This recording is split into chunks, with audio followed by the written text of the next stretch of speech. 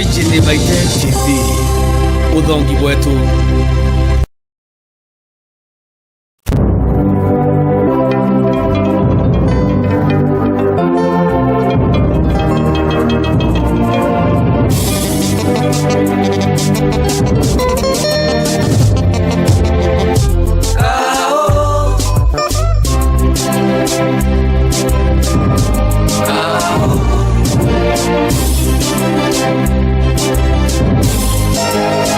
Gĩkĩ nĩ Baite TV, ũthongi bwetu.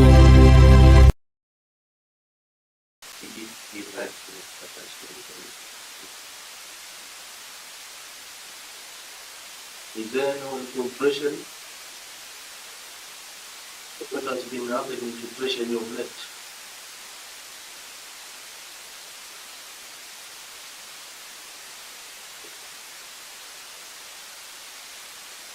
So now it's your turn, Excellency, Kawira Mwangaza, also joining the weeks to state you for becoming the governor in county. We serve together in the National Assembly, in the 12th Parliament, and the two committees of ICT and House Business Committee. So congratulations. So welcome, introduce yourself, and you lead the introduction on your end. Thank you. Good morning, everyone. I'm Bishop Kawira Mwangaza, Governor Meru, and my team will introduce themselves. Proceed to introduce yourself.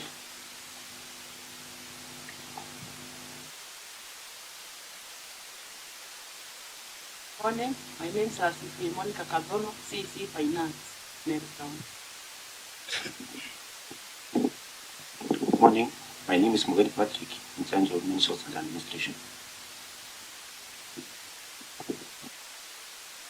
Good morning, I'm Winfred Mokiri, in charge of Finance, Megawatt Presentation. Good morning, I'm Edward Jage.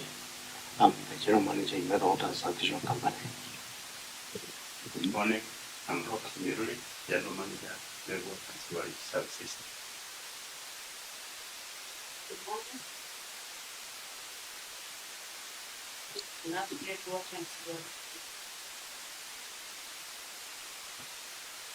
Morning, my name is Mr. Morgan. This is here for that. One is my job, Chief Officer for Water. Morning, this is the member water. Morning, everyone. My name is Guitika, the Town of the Meru Water and Sewerage Services. Good morning, my name is Kenyo Musioka, in charge of procurement, Meru Water and Sewerage Services. Good morning, everyone. I'm Chama Baite, Harrison Gitonga, the Chief of Staff.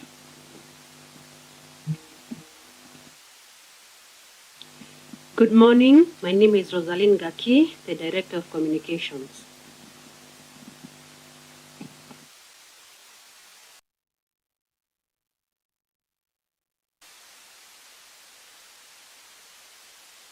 Good morning, I'm Arias Mutuma, Internal Auditor, Mega Water and Sanitation Company. I am Winfrida Juma, Admin Officer in Mega Water and Sanitation.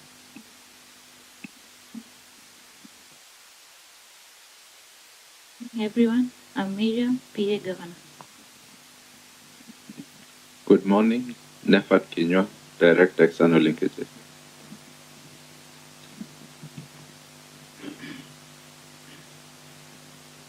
Good morning, everyone. I'm Olivia Mureti, Public Communications Officer, Office of the Governor.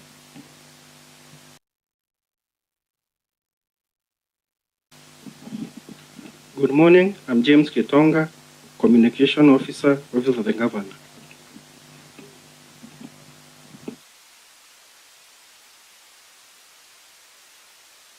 Are you done? Yeah, very well.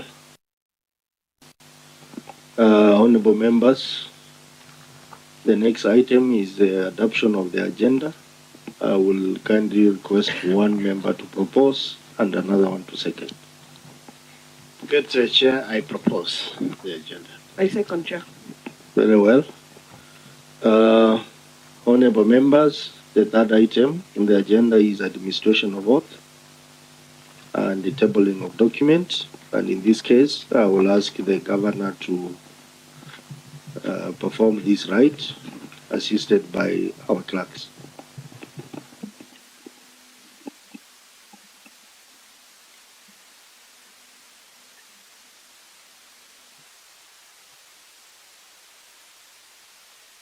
I, Kawira Mwangaza, do solemnly swear that the evidence that I shall give before this committee in respect of the matters before the committee shall be truth, the whole truth, and nothing but the truth, so help me God.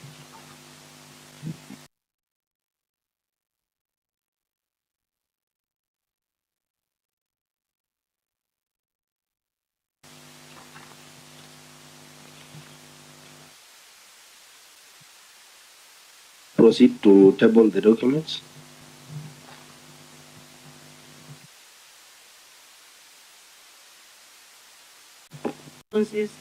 And accompanying annexures on the Meru Water and Sewerage Services Registered Trustees and the Meru Water and Sanitation Company Limited for the financial years 2018-2019, 2019-2020, and 2020-2021. Very well. The auditors, can you confirm that the documents tabled have been processed in the right manner and delivered within the required timeline?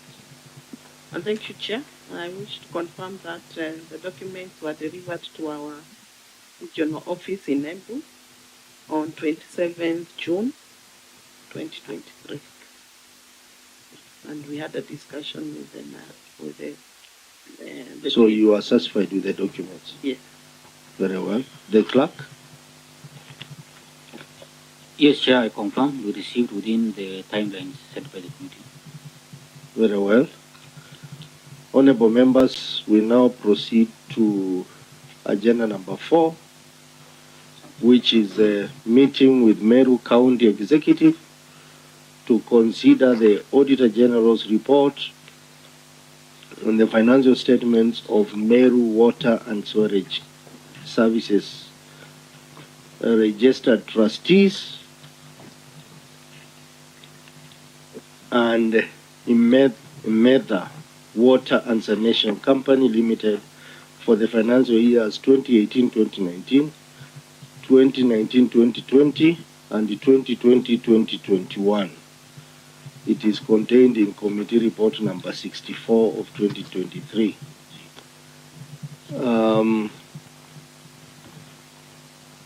Honorable members, there is one clarification I want before we commence, and this is in, you realize there are two water companies here. We have the Meru Water Sewerage Services Company, registered trustees, and the Imetha Water and Sanitation Company Limited. I am informed by the clerk, which I want to clarify with the governor, that the two companies are individually headed by a general manager.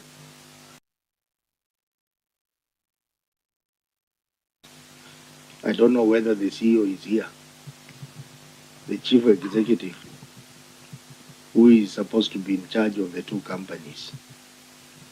Thank you, Chair. We have the CEO here, Mr. Mugenji, and I believe you shed light about the two companies. Yes, we need to know about it because this is a very unique scenario where we have two companies, independent companies, but being managed by one CEO. It is even against the law. So, Bwana CEO, can you comment on this before we begin?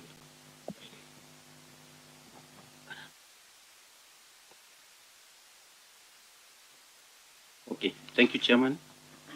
I would like to comment on this,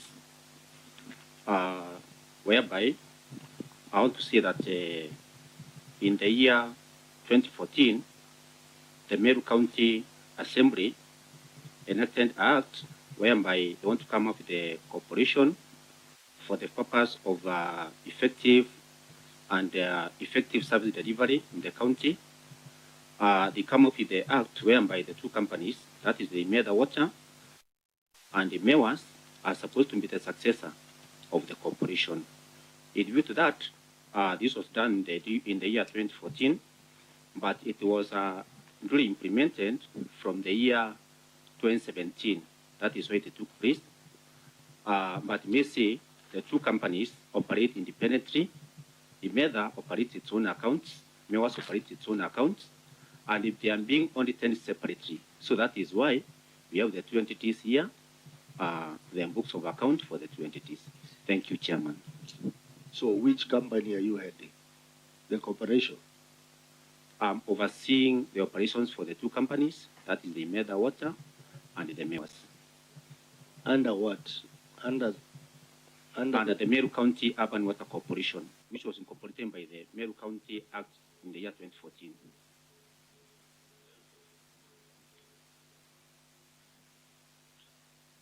So who is the accounting officer? Who is going to respond to our questions today?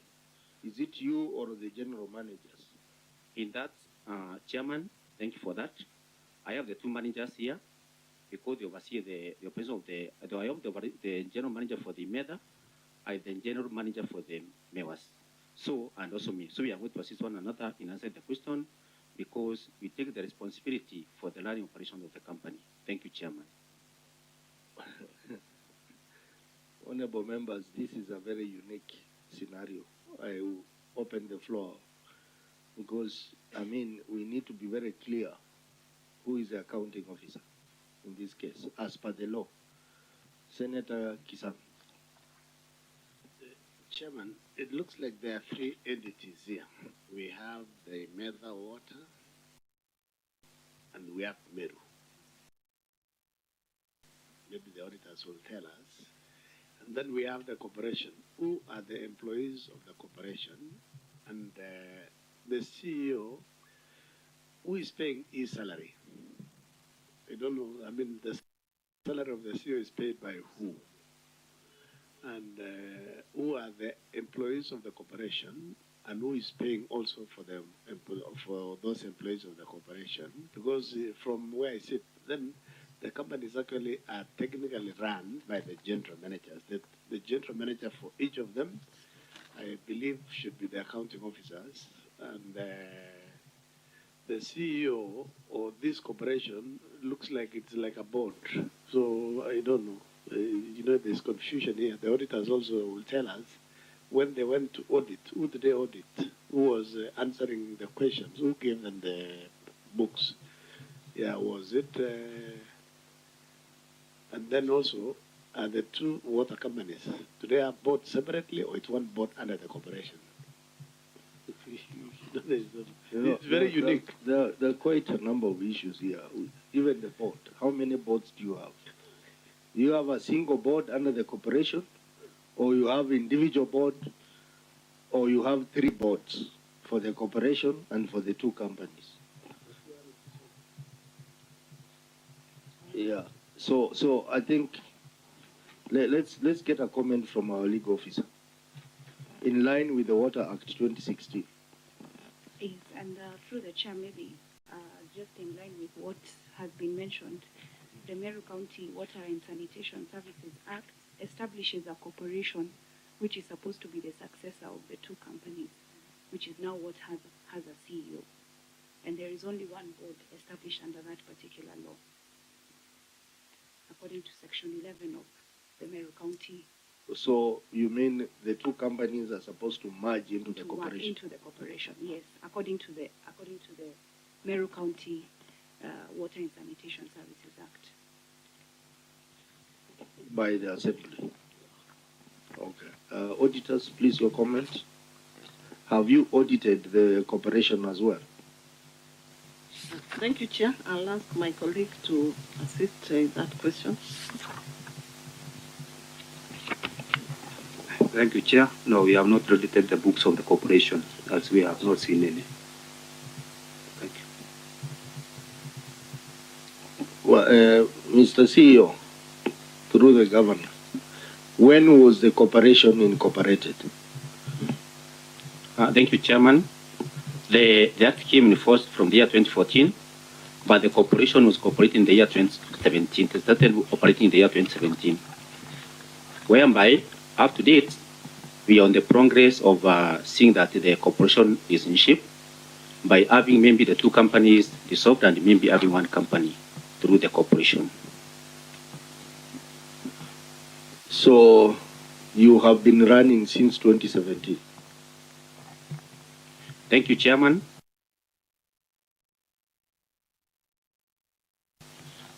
May see that the office of the CEO has been there from the year 2017, but for me, I took over from the year 2013. 2022, September. We had another CEO from the year 2017, all the way through. This CEO, you as a CEO, do you have staff working under you in your corporation? Thank you, Chairman. I want to respond on that. Under the corporation, we were recruiting some two officers, whereby we have the finance manager, we have the advert of that, and the technical manager, who oversees, and the CEO oversees the operations of the two companies. Thank you, Chairman, for that. That's very strange. Why haven't you been submitting your financial statements to the auditors for audit? Was the auditor saying they have not seen your statements for audit?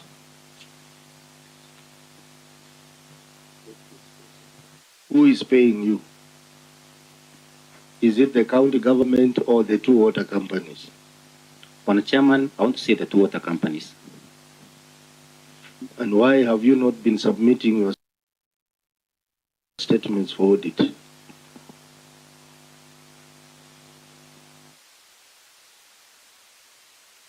Mr. CEO, yeah, Mr. Chairman, I want to respond on that. Those are in the account. We need the two companies because you have some operations. We have some operations like the vehicles. We do share the two water companies, and they're reflecting the finance of accounts for the two companies. So they are the accountants in the two companies. Thank you, Chairman. Why has it taken you too long to merge the two companies into the corporation? Because from 2020, you said 2014, then you came in 2017. You came in 2022. There was someone there in 2017.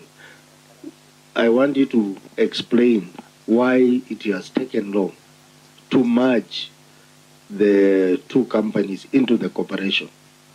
Because the law was passed in 2014, as you say. Why has it taken that long? And you continue to incur expenses on behalf of the corporation, which are not audited. Okay, thank you, Chairman. I want to respond on that.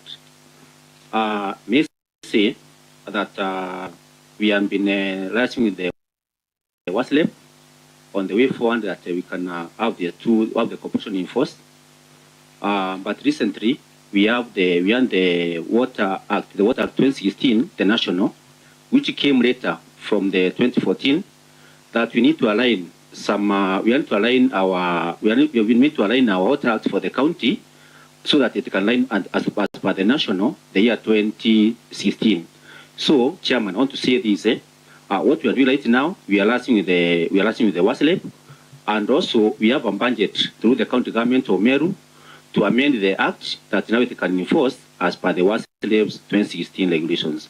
Bearing in mind that for the Meru County Water Act came in force in the year 2014, and for the national one, it was amended in the year 2016. So we saw some discrepancy. That is what we are working with, and we promised in this house within 6 months we'll have taken this process to the conclusion. Thank you, Chairman.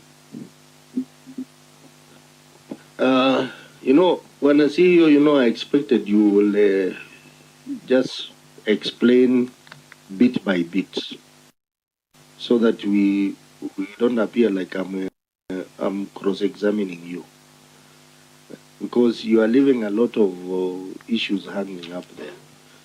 You said you are the CEO of the corporation. Who is your employer? Who pays your salaries? Who pays your salaries at this point in time? Who is your employer? Thank you, Mr. Chairman. As I've seen earlier, I've seen that the two companies pay the salaries. The two companies. So you have two pay slips? No, not two pay slips, but it's contribution from the two companies. So they contribute the money to the corporation, and then you are paid your salary from the corporation. Through that one, Mr. Chairman, I'm paid through one account. That is why I'm paid through one entity, but they don't contribute the money. They pay direct from the payroll. Oh.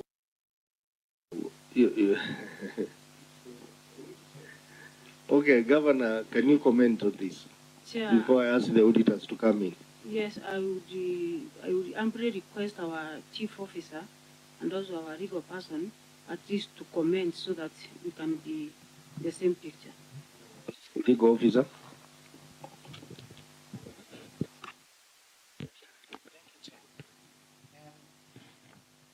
Probably that I would indicate that when we came in office, that is in November last year, we noted that there is an issue in the Water Act, Meru County Water Act of 2014, and the challenge that we've been having in incorporating these two, that is the MEDA and the MEWAS, is that one is a registered company, limited liability company. The other one is a company registered by trustee. So we need consensus in terms of for these two companies so that we can merge them into one. And we realize that before we even merge the two companies into one, there are a number of sections in the act that we feel that we need to be repealed actually, so that we can align the act with the it did not indicate the time period. That is why it took even 3 years for the CEO to come in place. We felt that those were some of the gaps that needed to be addressed. And to that end, Chair, we have in this particular financial year, the financial year beginning on the 1st of July, we have put together funds so that we can have that the act repealed and we enforce another act.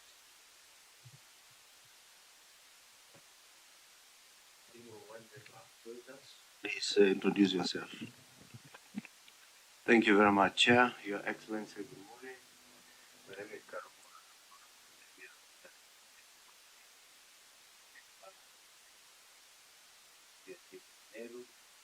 See a beautiful I know.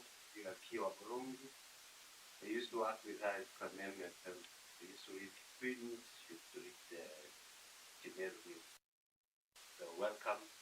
And I hope you're going to get it very well. Legal officer, hope you heard what he has said.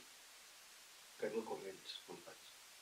Through the chair, Section 1 of the Meru County Act provides that it is cited as Meru County Organization Services Act and shall enforce upon publication in the Gazette. So the Operation 8 was already provided for in their own legislation, meaning that all the provisions in that particular act came into force immediately upon gazettement. The legal officer, where there is a conflict between the County Water Act and the national legislation, which is Water Act 2016, what takes precedence?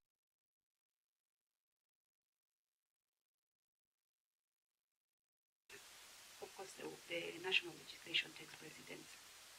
Between 2016 to date, through the chair, the County Assembly needed to have aligned their Water Act to the Water Act 2016.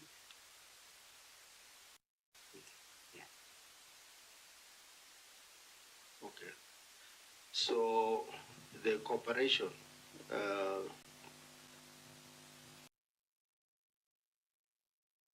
Mr. CEO, in the corporation you are answerable to who? Do you have a board? Whom are you answerable to? Thank you, Chair. I want to respond to that. I'm answerable to the board of directors. We have the board. You have the boards. Chairman, I want to say that we have one board for the corporation running the two companies. No, but he has just said that the other company has trustees. I thought you said the other Meru Water has trustees. Okay, Chairman, I want to respond on that. That is on the mode of registration. One is registered as a trustee, that is the MEWAS, the Meru Water and Sewerage Services, and the MEDA is registered at the Companies Act as the MEDA Water and Sanitation Company Limited. So that is on the side of registration. Thank you, Chairman.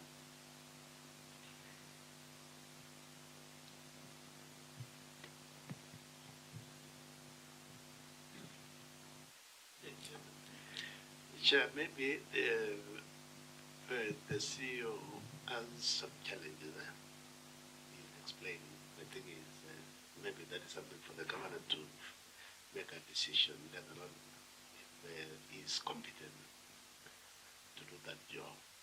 What I wanted to say is he needs to explain to us that the corporation is registered and these are the directors.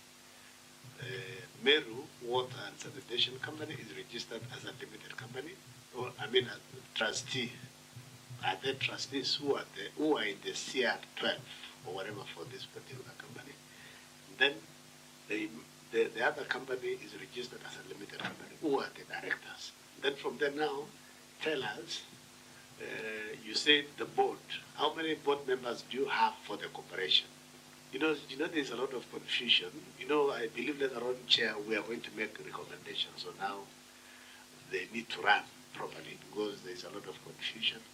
We don't know if the corporation has an account. Do they have a bank account? Is Meru Water and Sanitation paying the CEO? And the other member is sending money to Meru to pay the CEO and the technical, because he said he has a finance manager and a technical manager. So how even those three, the 3 or the 4 or the 10, how are they being paid? Is Meru Water paying? And the other is contributing. So and is it reflected in the audit? So that Chair also let them clarify, and then we can also make progress so that you do some recommendation. Before I allow you, I want to find out from the two general managers, general manager of the Med and general manager of Meru Water. How much money do you send to this corporation? How much money have you sent to this corporation? So let's start with the Med.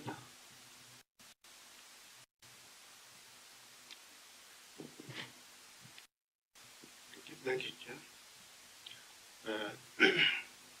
I'm in as assigned the general manager of the Water Sanitation Company. First, I'd like to say that I joined MEDA in the year 2015 as a technical manager, and in the year 2019, I was named an acting head manager until the year 2022. This and that when I became a general manager. To comment on the question, Chair, let me say that when the corporation came in place, the CEO then opened an account. Actually, it's captured in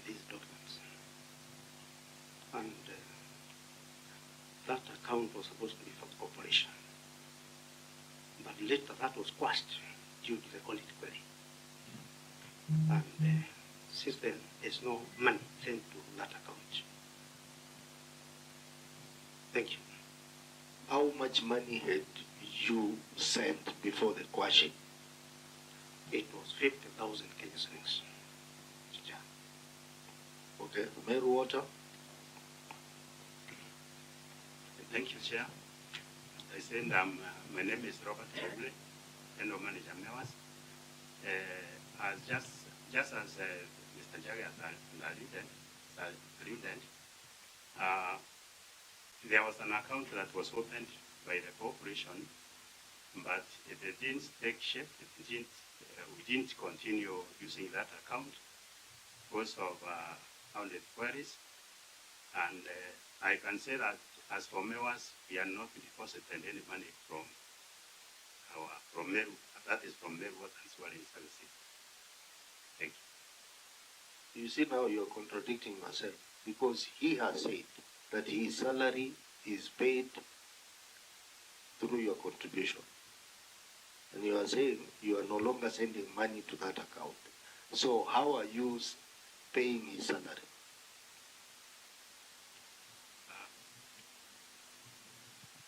Chair, most of the emoluments for the CEO are paid by Meru Water and Sewage Services. That is what I can say. So he's paid directly from Meru Water. Yeah. You are witnesses, and you are responding to questions under oath that has been taken on your behalf by the government. And this is a house of record. So you need to tell this committee the truth and be very clear in your answers. When a CEO, remember when I questioned you and you said your salaries are paid from the two organizations. Now it is emerging that you are actually paid by the Meru Water. Can you comment on that? Yes, thank you, Chairman. I can comment on that. On the side of, that is the big salary, or salaries are paid by the accounts of MEWAS. But in bearing in mind, there are some other things pertaining on the side of the operations, like some other direct allowances. There are some contributions from the side of MEWAS. So I can tell this house, MEWAS does not pay all the need for the CEO, but we have some other payments that is done through the accounts of META.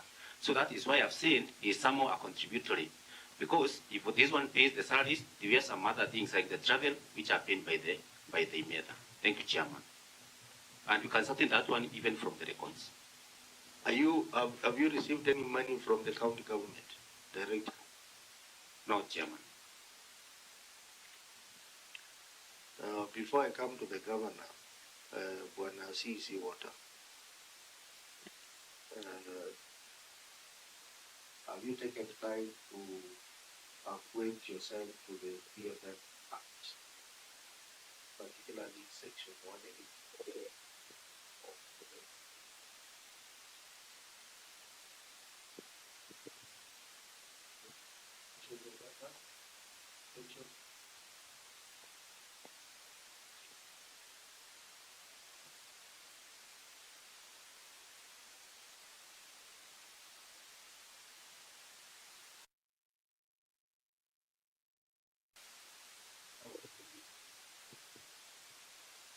Because clearly there is an anomaly. Responsibility for monitoring financial performance of county corporations. In this case, the corporation, there are actually three corporations. The two water companies are county government entities, plus the corporation. So it says under one, the county executive committee member for that entity is responsible for monitoring the financial performance of the county corporation and county government linked corporation. B, performance of any functions or activities that affect financial performance of those county corporations. Part 2 of that says the responsibility of the county executive committee member for that entity under subsection 1 shall include in particular A. Analyzing financial and other reports that are required to be prepared by a county corporation under any act or county legislation. B. Reporting to the county executive committee on the performance of those county corporations. And C. Making recommendations to the county executive committee as to how a particular county corporation or a county government-linked corporation could improve performance. What this simply says is that you are supposed to be watching over the 2 water companies and this corporation. Now, the corporation has not been submitting financial statement to the auditors of this. Thank you, Chair. First of all, let me state that I came into office on 20th March this year, which means I've been in the office for the last 3 months. First of all, let me say that I'm clear about the provisions that you have read in law. When I came into office, first of all, what I intend is to meet with WASREP because of some issues on this act, the conflict between the Meru County Act of 2014 and the National Government Act 2016. So we under a meeting with WASREP, with the regulator, and we agreed that there are some issues that need to be rectified. Now, what actions am I taking to make sure that this is rectified? Already we have provided a budget in this financial year, we have provided a budget this financial so that we make sure that all these issues concerning our act is reviewed so that we align it.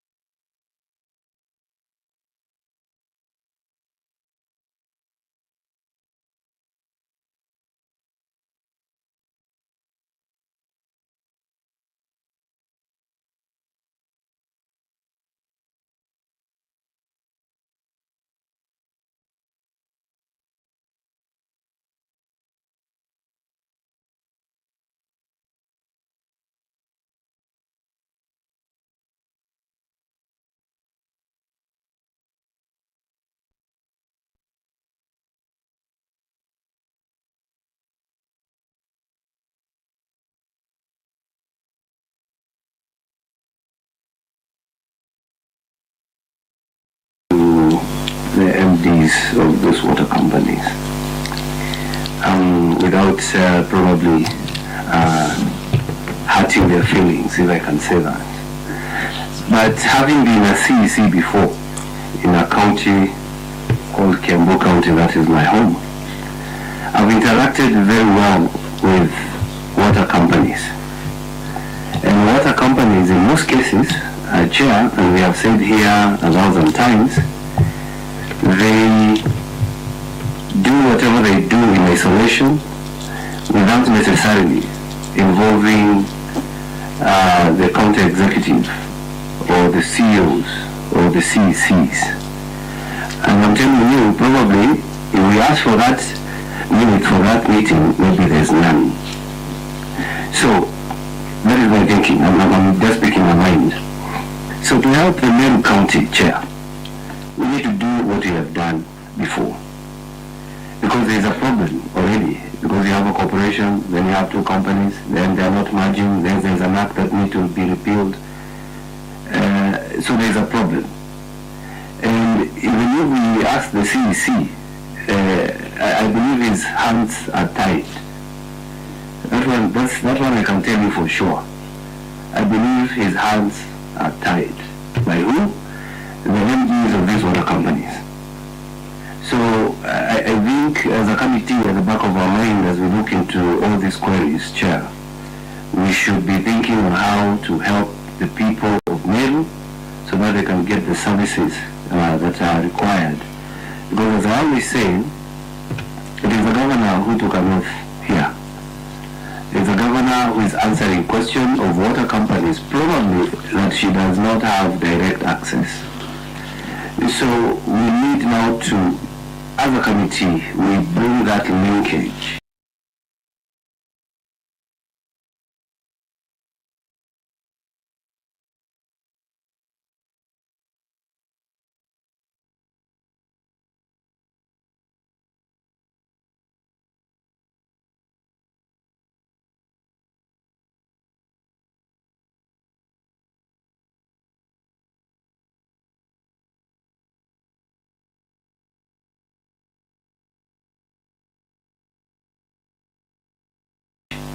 So that at least